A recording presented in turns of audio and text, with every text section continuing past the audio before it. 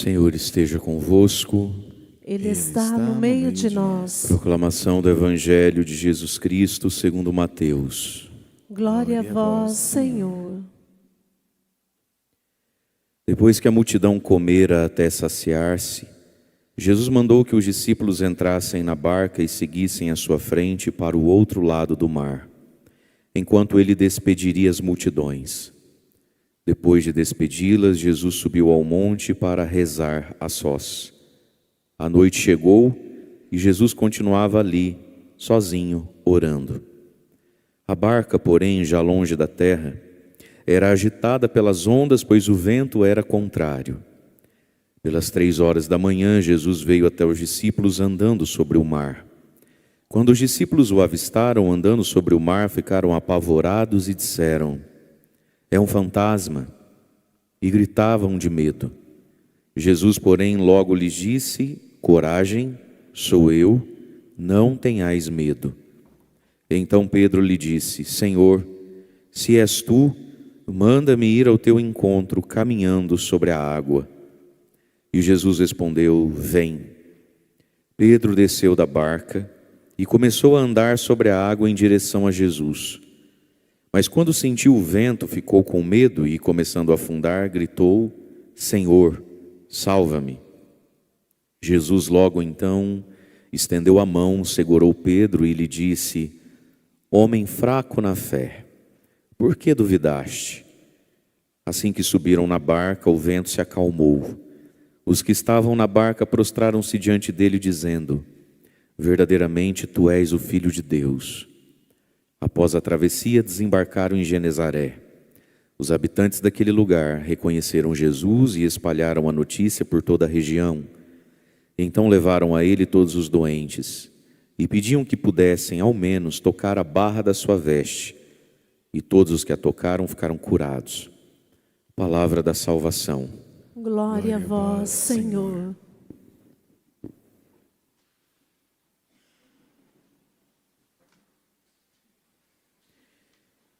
Irmãos e irmãs, o Evangelho de hoje nos apresenta Jesus dominando, a natureza. Jesus dominando uma tempestade e mais uma manifestação poderosa de Jesus que coopera para que os discípulos tenham fé, reconheçam quem é Jesus. Nós ouvimos aqui no final do Evangelho, Mateus 14, no versículo 33, verdadeiramente tu és o Filho de Deus. Veja, tem 2 jeitos da gente olhar para a tempestade que a gente acabou de viver, ou até mesmo que esteja vivendo. Um jeito é a gente ficar vitimado, se perguntando por que eu, por que comigo, com dó do barco que quase afundou, reclamando do frio que está sentindo, todo molhado, e o vento batendo. O outro olhar para isso é o olhar de quem entende que tudo coopera para o nosso bem, porque o fruto maior é a fé. Verdadeiramente tu és o Filho de Deus. Mas por que essa palavra saiu da boca deles?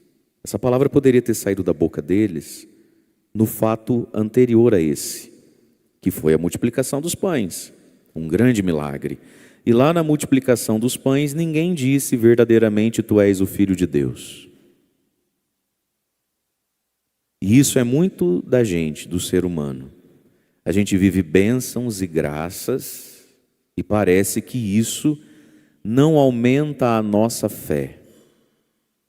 A gente vive bênçãos e graças e parece que isso não coopera, por ingratidão nossa, burrice nossa.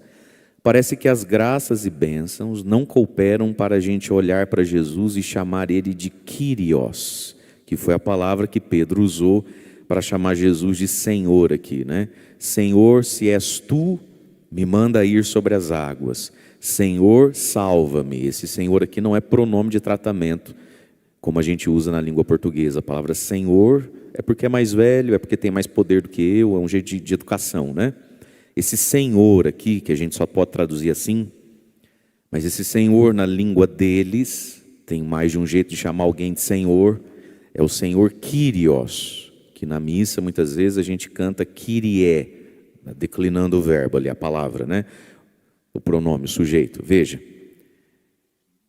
Pedro está chamando Jesus de meu Deus. Meu Deus, se és tu que estás aí, meu Deus. Se quem está aí é o meu Deus, faz eu ir sobre as águas. Meu Deus me salva. Né? E aí depois dessa confissão de fé de Pedro, né, nós temos aqui a confissão de fé de todos os que estão na barca. Verdadeiramente tu és o Filho de Deus. Agora pergunta, vamos lá de novo. Por que é que não falaram isso ontem, na multiplicação dos pães? Depois que Jesus multiplicou os pães, os discípulos entraram na barca, e só dentro da barca, no meio de uma madrugada, quase naufragando, disseram, verdadeiramente tu és o Filho de Deus. Então, meus queridos, as tempestades às vezes são necessárias para que a gente tenha fé. Mas não é a fé que vive milagre. As pessoas acham que a fé precisa crescer, ela precisa crescer para viver um milagre. Ela precisa crescer porque o objetivo de uma fé que cresce é não ter tempestade ou acalmar a tempestade. Não. A fé que precisa crescer é o olhar que eu tenho para Jesus. Quem é Jesus? Então, isso é a fé que cresceu. Porque às vezes uma tempestade pode ser acalmada e a fé não necessariamente foi acrescentada, ela só foi acalmada. Como, por exemplo, quando a gente lê lá, né, o Evangelho dos 10 leprosos. Foi uma fé que não foi acrescentada e uma fé que não cresceu e nem amadureceu e nem se tornou salvador em 9. De 10 miraculados, em 9, a fé ficou só naquele milagre. Então o Evangelho de hoje nos ajuda a pensar isso aqui. Meu Senhor, meu Deus, salva-me, Kyrios. E aí todos vão reconhecer quem é Jesus. Agora é muito interessante que isso não tenha sido dito a Jesus, não tenha brotado do coração dos discípulos na cena anterior da multiplicação dos pães. Foi preciso uma tempestade. Foi preciso uma quase tragédia para abrir os olhos dos discípulos. E muitas vezes, queridos, tristemente, é assim na nossa vida. Louvado seja Deus, porque antes tarde do que nunca, melhor encontrar a fé do que nunca encontrá-la, melhor enxergar Jesus como Kyrios do que nunca enxergá-lo assim, porque é nisso que está a nossa salvação. Agora, não precisaria ser assim. Mas fato é que entre 90% das pessoas é assim que tem que ser. Não adianta você multiplicar o pão para o sujeito, não adianta tratar bem. A vida na sua bondade, a vida na sua beleza, a vida nas suas cores não abre o olho da maioria das pessoas. A vida com dinheiro, saúde, filho obediente, marido cavalheiro, esposa docinha, férias gostosas, não tira o Kyrios da nossa boca. Tem que vir uma tempestade. O barquinho tem que vir quase que a pique, senão o olho não abre. Então a boca abriu e disse, verdadeiramente tu és o Filho de Deus, porque por primeiro os olhos se abriram, mas o que foi que abriu os olhos não foi a multiplicação dos pães, foi a tempestade. Bendita tempestade. Louvado seja Deus por ela, né? Mas aqui então, uma vez que a gente tem a fé, uma vez que o nosso olhar sobre Jesus mudou, e talvez esse seja o critério para saber se o nosso olhar sobre Jesus mudou. Vamos lá. Se o nosso olhar sobre Jesus mudou, por que que hoje a gente ainda é tão traumatizado e magoado com a tempestade que nos abriu os olhos? Grande maioria das pessoas que hoje tem um olhar sobre quem Jesus de fato é, o Senhor e o Salvador, e abraçaram a salvação em Jesus, só chegaram a esse ponto por uma soma de coisas, muitas delas ruins, que foi minando a pessoa, que foi machucando, que foi quebrando, que foi jogando água dentro do barco. Foi uma soma de coisas ruins e desagradáveis, e boa parte delas passam e chegam a nós através de um outro ser humano que é ruim e desagradável e atualiza isso na nossa vida. Mas aí a pessoa passa a ter fé. Jesus não era nada para ela, hoje Jesus é importante para ela. A pergunta que a gente tem que fazer é: por que é então que a gente tem tanta mágoa e trauma daquilo que abriu os nossos olhos para Jesus? Aí fica essa raça de gente triste, melancólica, amarguinha, pessimista, que não perdoa nunca ninguém, que não perdoa a vida e que hoje é cheio de trauma. Mas está na fila da comunhão por quê? Porque nasceu beato, alma eleita e santa, como São Domingos de Gusmão, né? Hoje é o dia dele, grande pregador contemporâneo de São Francisco de Assis, grande propagador da devoção do rosário, né? E um pregador, um missionário eloquente. Já nasceu, né? Com os pés nas alturas. Mas não é o seu caso, é? Não é, né? A senhora riu assim, me preocupou, queria saber mais da sua história aí. Eu, hein? Jesus Nazaré. Não é o caso da maioria de nós. Nós somos levados a Jesus por sogra faladeira, por cunhada injusta, por ex isso ou ex aquilo que meteu o pé na bunda e traiu, por gente que passou a perna no dinheiro, por pecado cometido, por morte, por doença que não curou, por filho revoltado. Uma sequência de coisas nos levou até Jesus. E aí a gente enxergou Jesus, chamou ele de Kyrios, e quando morrer a gente não vai para o inferno mais, a gente vai para o céu. Quem nos levou até lá? Aí eu pego tudo isso que me levou até lá e tenho trauma até hoje e não perdoo nada do que me trouxe até Jesus. Qual é o olhar que os discípulos querem ter? Qual sentimento? O que vai ficar aqui nesse fato? O mar acalmou, mas está todo mundo molhado, igual pintinho, batendo os queixos, tremendo de frio. Uma dessas até criou umas lascas, uma rachadura no barco, deu até prejuízo, vai ter que consertar isso aqui depois. O que a gente quer ficar olhando da nossa vida? O que a gente quer ficar olhando da nossa história? E até quando? Azedo, amargo, triste, depressivo, revoltado, traumatizado, pessimista, olho de peixe morto. Porque o que fica é que eu estou com frio, porque que me molhou, agora essa dor de ouvido, como é que cura? Por que no barco do outro não teve tanta água? Por que não sei, ai, coitado de mim. Criatura, não foi isso que te levou até Jesus? Sabe, meus irmãos, nos falta muitas vezes humildade. Essa que é a verdade. Sabe por que a gente tem dificuldade com a nossa história de vida? Porque a gente não é humilde, de verdade. A gente olha para a nossa história de vida e fala assim: eu merecia mais. Porque no fundo a gente crê que se Deus tivesse nos tratado a pão de ló, a gente estava aqui hoje do mesmo jeito. E isso não é verdade. Sua história, minha história, foi do tamanho que tinha que ser. Acredite nisso. Você é pior do que você imagina. Pior do que você imagina. Aí você olha e fala assim: não é verdade não, padre, eu sempre fui uma pessoa muito boa, muito correta.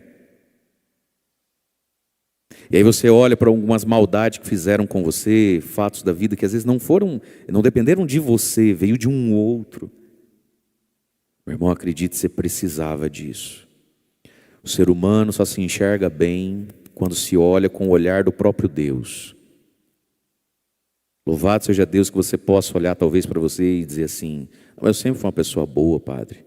Ixi, quando eu era jovem, enquanto os meus amigos pá, pé, pi, pó, pu, eu nem pá, nem pé, nem pi, pó, muito menos pu nunca. Né? Então eu não entendo o porquê que alguém que nunca nem pá, nem pé, nem pi, nem pó, pu de jeito nenhum, sofreu isso, passou por isso. Meu irmão, acredite. Deus te salvou lá na tua injustiça que você sofreu. Nós somos muito iludidos sobre nós, de verdade. Nós nos sentamos no trono da santidade e olhamos para trás e para o hoje e simplesmente acreditamos que não precisava ser assim a minha estrada. Deixa eu te falar uma coisa, se não precisasse ser assim, tinha sido diferente. Se foi assim, é porque era assim. Ou a gente acredita que a mão de Deus está guiando a nossa vida e a nossa história, ou a gente não acredita que a mão de Deus está guiando a nossa vida e a nossa história. A fé é um negócio simples e radical assim. Só que isso cura, isso desamarra, isso liberta, isso abre a nossa boca e o nosso coração para ter fé. E fé não é não ter tido ou não estar tendo uma tempestade. Fé é olhar para Ele e chamá-lo de Kyrios, meu Senhor. E de novo, talvez não, se as coisas não fossem do jeitinho que foram ali, não tivessem sido assim, não saía da nossa boca. Porque os discípulos tinham acabado de ver o maior e mais importante milagre de Jesus, a multiplicação dos pães. E a boca não abriu, porque o olho não enxergou. Então bendita e louvada tempestade nas nossas vidas. Que faz a fé crescer. Crescer no quê? Na confiança na palavra de Jesus. No evangelho de hoje nós temos um cara extraordinário, sempre ele, Pedro. Esse aqui é o fantástico, esse aqui é mito. É sempre ele. E aí então, no meio daquela tempestade, no meio daquela confusão, porque o sofrimento, a dor muitas vezes faz isso com a gente, né? É um fantasma. No meio dessa desgraceira toda, se tem alguém aqui, só pode ser um fantasma. A gente tem dificuldade de entender que Deus está dentro, convive e anda junto com a tempestade na nossa vida, né? Então a gente olha e fala, macumba. A gente olha e fala, inveja de alguém. Eu não sei quem, padre, mas é inveja de alguém. E Deus olha e fala, ô filho, é eu só. Não é nem olho gordo de cunhada, nem inveja de amigo, nem levar o seu nome em algum lugar para amarrar na boca de ninguém, não. Sou eu mesmo. Sou eu. É o fantasma. Jesus falou, não, gente, sou eu. E aí nessa confusão, porque o sofrimento turva, né, a gente tem essa dificuldade. É Deus. É Jesus. Na notícia que eu acabei de receber, quando abre esse exame de sangue, é Deus, é Jesus está no meio desse telefonema que botou a vida de ponta cabeça. Isso é um fantasma, isso é macumba, isso é inveja dos outros, é karma de vida passada. Isso aí eu vou fazer uma regressão, acho que 6 vidas para trás eu devia ser muito ruim, não é possível. E Jesus diz, coragem, não tenhas medo, sou eu. E aí Pedro, sempre ele, Senhor meu Deus, se é o Senhor mesmo que está aí, acalma a tempestade? Se é o Senhor mesmo que está aí, me faz ir ao teu encontro. Olha que lindo o desejo de Pedro, gente. Esse homem ele é fantástico, porque numa tempestade ele pensou assim, se é ele, é o cara que multiplicou os pães ontem. Então ele é muito poderoso. Deixa eu pedir para ele a graça de ir até ele. Pedro quis mais de Deus. Pedro quis mais Jesus. Pedro quis se unir a Jesus mais do que acalmar a tempestade dele. Se é o Senhor que está aí, Kyrios, se é o Senhor meu Deus que está aí, me faz ir sobre as águas. E Jesus fez o quê? Calma, você já vem. Deixa eu acalmar a tempestade, passar um asfalto aqui. O que Jesus fez? Jesus deu uma palavra, vem. E Pedro começou a ir. Eu não tinha tirado o pé desse barco nunca na vida. Você é doido? Que é isso? E Pedro tira o pé do barco e começa a andar na água. Que coisa extraordinária. Começa a andar na água. Sente o vento batendo, a circunstância piora, né? E aí ele começa a afundar, mas mesmo assim, na fé, na misericórdia, na humildade, né? Pede a ajuda de Jesus, Senhor, Kyrios, salva-me. Aí Jesus estende a mão para ele, traz ele para perto dele e fala assim, homem fraco na fé, por que duvidaste? Onde é que está a fraqueza da fé de Pedro aqui? Onde é que foi fraca a fé? Foi fraca na palavra. Eu não disse vem. Então se eu disse vem, só vem. Ah, mas e o vento? Mas eu disse, vem. Vem.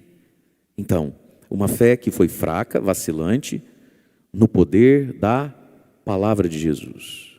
Quando Deus manda algo, Deus provê o suficiente para aquilo ali. Quando Deus manda algo para mim, para você, uma ordem, aí a gente fala assim, mas será que eu vou ter coragem, padre? Se Ele mandou você fazer, na hora que faltar a coragem, Ele vai lá e põe coragem. Mas será que eu vou dar conta? Nossa, eu ando numa canseira, será que eu aguento? Se Ele mandou você fazer, na hora que a tua canseira bater, Ele vai lá e dá força e você termina de aguentar. Na ordem está a provisão, mas Pedro vacilou na compreensão do poder da palavra.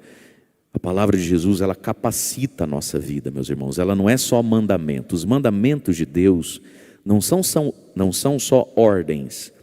Os mandamentos de Deus são capacitações. Então a gente poderia dizer isso. Deus não deu 10 mandamentos. Deus deu 10 capacitações. Quando ele diz assim, amar a Deus sobre todas as coisas, isso é um mandamento? Mas isso é uma capacidade que Ele está entregando para você. Se você quiser amar Deus sobre todas as coisas, você vai conseguir. Porque junto com a ordem vem a provisão. E se Ele fala assim, não cometa adultério, você vai ser capaz de não cometer adultério. E quando Ele diz assim, não fique invejando o que é do próximo, não levanta falsa testemunha. Se Ele falou para a gente guardar a língua na boca, Ele provê para que a língua fique dentro da boca. Mas em Pedro aqui a gente se enxerga, né? Homem fraco na fé, por que você duvidou que o que eu mandei, eu garanto para você? Por que você duvidou que o que eu pedi, eu mesmo te dou? Por causa do vento, por causa de tantas coisas, né? Pedro, como nós, né, tirou o olhar do lugar certo, que é de Jesus. Mas, queridos, nós precisamos aumentar o patamar da nossa fé. Porque, amigo, se o Pedro que saiu do barco e andou uns metros na água é um homem classificado como homem de pouca fé, quem não saiu do barco é de pouquê? Se o Pedro que andou na água, Jesus olha e não se impressiona e fala, que fezinha, mequetrefe, hein? Quem ficou no barco então? É por isso, meus amados, que a gente precisa aumentar o sarrafo, entende? A gente precisa aumentar o patamar da nossa fé. Não fica comparando a sua fé com a fé das suas cunhadas, não. Você vai se afogar no raso, não é nem no fundo. Não fica comparando a tua generosidade com esse povo que para comprar uma cartela, dá um saco de soja, uma esmola para um pobre. Enquanto a mulher intercede, tem que mandar 2 gente boa conversar com ele depois do almoço da soneca, porque tem que pegar o bebezão de barriga cheia e soninho em dia, que o miserável é ruim com força. Fica comparando a tua caridade com a caridade desse povo, não. Você vai queimar no inferno junto. A gente se compara com as pessoas erradas.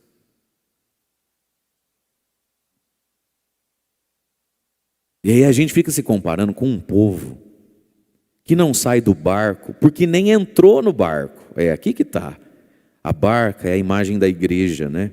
Que atravessa o mar da vida e da história, vencendo o mal, indo para outra margem. E claro, essa barca aqui também é a imagem de cada um de nós. Mas veja, teve uma galera que nem no barco entrou. E a tentação de quem está dentro do barco é olhar para quem não está dentro do barco e falar, nossa, que fé que eu tenho, que bonzinho que eu sou, que puro que eu sou, porque afinal de contas eu estou no barco, 90% nem dentro do barco entra. Isso é uma grande tentação, a gente precisa olhar para quem está andando sobre as águas, meus queridos. E não desanimar, porque se alguém está andando sobre as águas, não é porque ele é melhor do que eu. Se ele está andando sobre as águas, é porque ele tem uma fé na palavra que eu também posso ter. Esse é o ponto. Santos e santas de Deus, eles não foram diferentes de nós. Eles tiveram uma fé profunda na palavra, mas foram feitos da mesma carne, do mesmo osso, do mesmo psiquismo, da mesma realidade humana. Todos eles foram feitos como nós.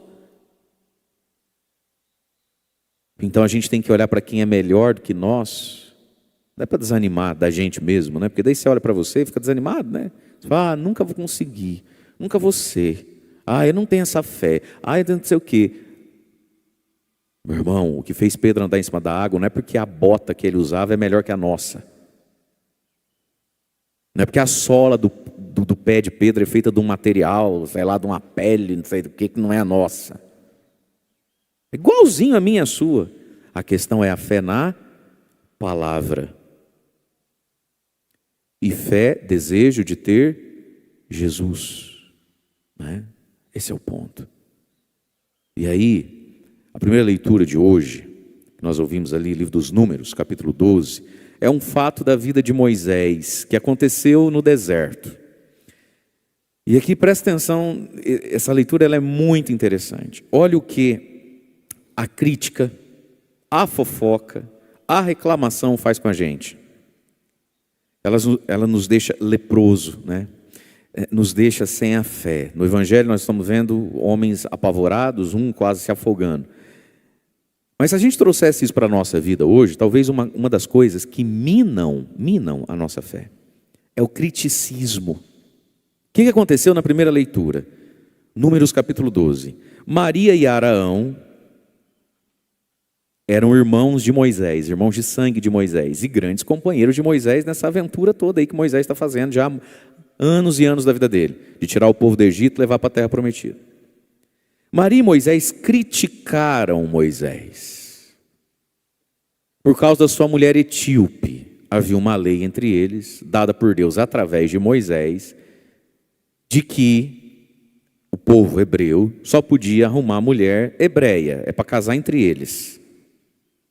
O Moisés, veja só você.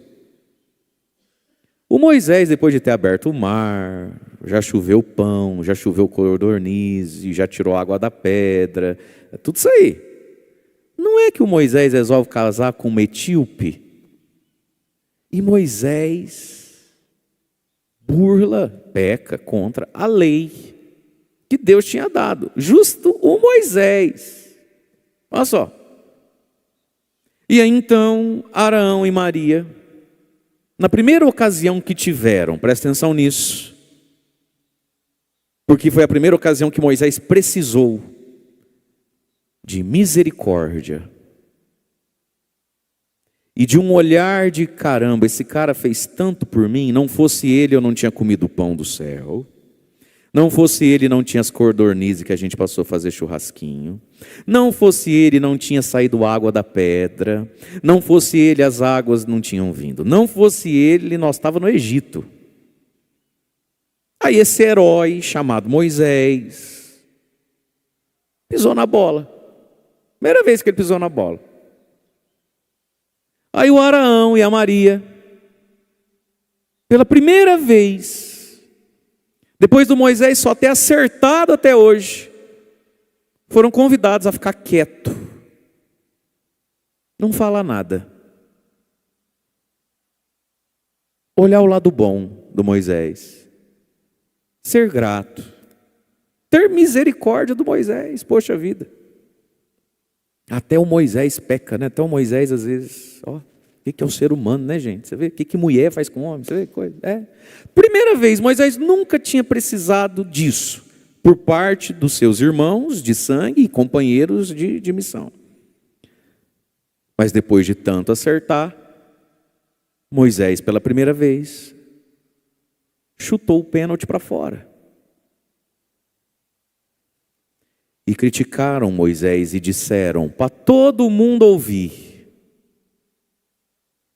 acaso o Senhor Deus fala só através de Moisés? Não falou também ele, vez ou outra, aí através de nós? E difamaram Moisés, não com uma mentira. A palavra nem seria difamação, né? Porque difamação é levar mentira. Mas você entendeu? Expuseram Moisés. Meus irmãos, tanta gente passou na nossa vida. Deus fez tanto por nós. A vida nos dá a ocasião de guardar a língua na boca e exercitar a gratidão através de um negócio chamado silêncio. E o que a gente faz com a nossa língua na vida de quem abriu o mar da gente?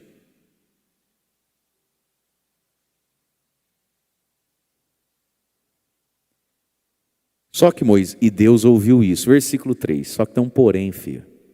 Moisés tinha a virtude que agrada a Deus, Moisés era muito humilde.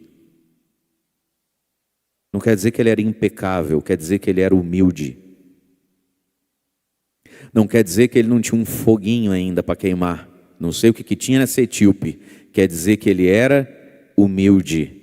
E quer dizer que a Maria e o Araão, que naquele ponto da lei eram muito perfeitos, mas não eram humildes. E foram tacar pedra no homem que abriu o mar deles. Então o Senhor disse a Moisés, Arão e Maria: reúne, eu quero vocês três na tenda da reunião. Lembra da tenda da reunião?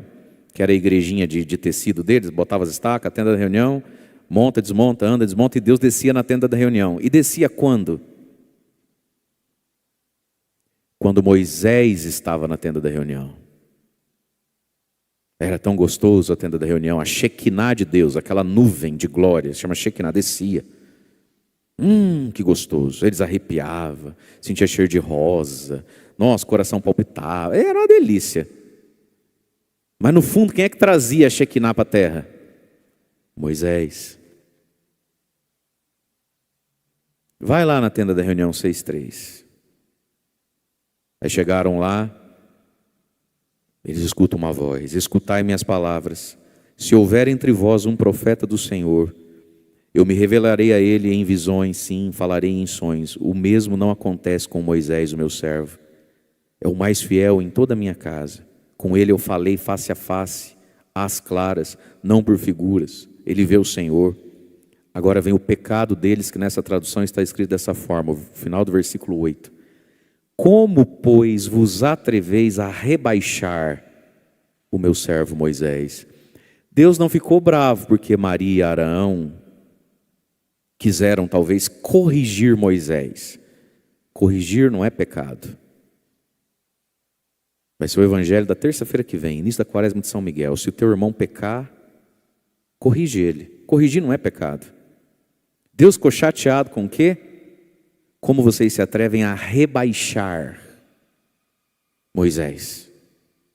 Quando o outro peca, meus irmãos, nós não temos o direito de rebaixá-lo. Corrigir é uma coisa, rebaixar é outra. Corrigir é uma coisa, diminuir a pessoa perante os seus filhos, a sua família, a sociedade é outra. Como assim vocês estão rebaixando Moisés? E aí o que acontece? Deus se retirou da tenda. Deus se retira da comunidade que rebaixa Moisés. E Deus se retira da vida, do coração mesmo de quem rebaixa Moisés. E indignado contra eles, o Senhor se retirou. A nuvem, a Shekinah, que estava sobre a tenda,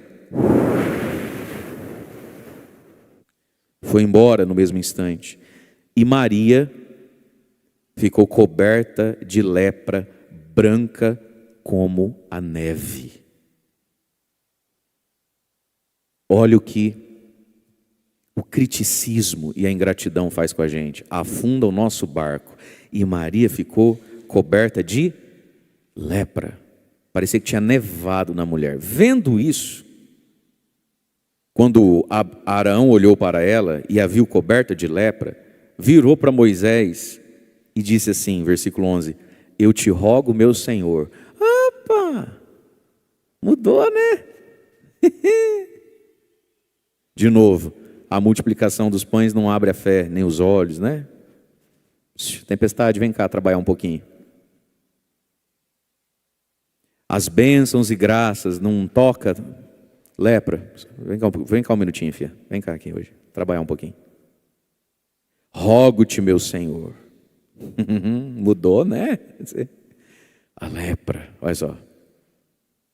Rogo-te, meu Senhor, te peço, Moisés, não nos faça pagar por esse pecado que tivemos a insensatez de cometer. Que Maria não fique como morta desse jeito, né? Como um aborto que saiu pelo ventre da mãe, pela lepra. Então Moisés clamou o Senhor dizendo: ó Deus, eu te suplico, dai-lhe a cura. Era a hora da vingança, né, gente?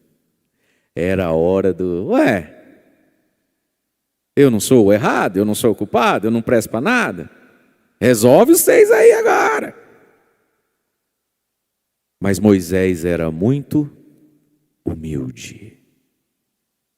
E olhou para sua irmã Maria e lembrou, ela não consegue guardar a língua na boca. E ela não consegue ser grata. Mas está perdoada, porque eu também não consegui ficar sem a bonitona da Etiópia. Não julgueis, não sereis julgados. E sim, eu posso rezar por você. E rezou.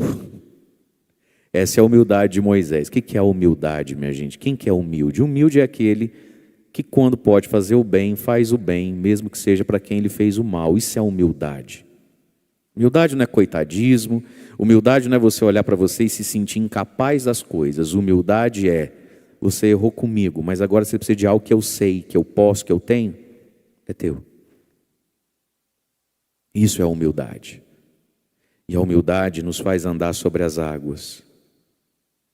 Então tem gente se afogando na língua que não guarda na boca e na ingratidão, né, que exercita. Tem gente se afogando na tempestade, talvez, não foi o caso de Moisés, da vingança, do ressentimento, do toma lá da cá, e agora você vai ver. Cada um sabe em que tempestade se afoga, né? Que mar que está agitando o barco da própria vida. Mas para tudo isso, meus irmãos, desejemos estar com Jesus e peçamos hoje a graça de que as nossas tempestades abram os nossos olhos para que da nossa boca saia a expressão da nossa fé. Jesus é o Kyrios, é o Senhor. E se hoje ainda a gente sente mágoa, ódio, ressentimento e se encheu de traumas daquilo que nos fez ter fé, peçamos a Jesus que mude isso dentro de nós. Bendita a tempestade. Louvado seja nosso Senhor Jesus Cristo, para sempre seja louvado. Fiquemos em pé, momento das nossas preces. E nós vamos olhar para a nossa imagem de São José e pedir pela sua intercessão que Ele apresente a Jesus as tempestades que estamos vivendo. Glorioso São José, nós queremos apresentar a barca da nossa vida, da nossa família. São José, vós que sois padroeiro universal da igreja, olhai pela igreja que atravessa o mar da história nas suas tribulações, nas suas lutas. Protegei, São José, a igreja de todos os males e perigos. Glorioso São José, nós queremos pedir por nós também, pela barca do nosso coração, da nossa história, por tudo aquilo que é nosso hoje, São José, e que está sofrendo com as tempestades da vida. Vai apresentando a São José aquilo que na sua vida hoje está debaixo de tempestade, sua saúde, sua vida financeira, seu casamento, a educação dos filhos, aquilo que você vive dentro da sua casa, dívidas, doenças, brigas, pecados, vícios. Vai apresentando a São José aquilo que fere você, a tempestade que toca em você, as nossas misérias, São José, os nossos pecados, as nossas escravidões. São José, nós queremos pedir que tu possas levar a Jesus a barca também de quem está conosco em casa rezando agora. A barca de quem hoje também tem os seus impossíveis, as suas lutas. São José, olhai agora por aqueles que estão aflitos e se afogando, por aqueles que estão naufragando, São José. São José, por todos os momentos da nossa vida onde o vento é tão forte contra nós, quando existem tantos pensamentos dentro da nossa cabeça, que nos tornam cegos, que tiram nossos olhos de Jesus. Levai, São José, a nossa prece a Jesus. Tornai possíveis as coisas impossíveis, São José. Que o mar se acalme na nossa vida. Que o mar se acalme na nossa vida, na nossa história. São José, que toda tempestade coopere para que possamos crescer na fé. Consagra, São José, agora a tempestade que você está vivendo. E peça, São José, que essa tempestade não fique sem fruto, não fique sem aumentar a minha fé, não fique sem abrir os meus olhos. São José, que essa tempestade não fique sem aumentar o meu desejo de Deus. São José, aumentai a nossa fé na palavra de Jesus. Ó meu glorioso São José, nas vossas maiores aflições e tribulações, não vos valeu o anjo do Senhor? Valei-me São José. Ó meu glorioso São José, tornai possíveis as coisas impossíveis na minha vida. Acolhei, Jesus, pela intercessão de São José, a nossa prece, a nossa esperança. Vós que viveis e reinais com o Pai na unidade do Espírito Santo. Amém.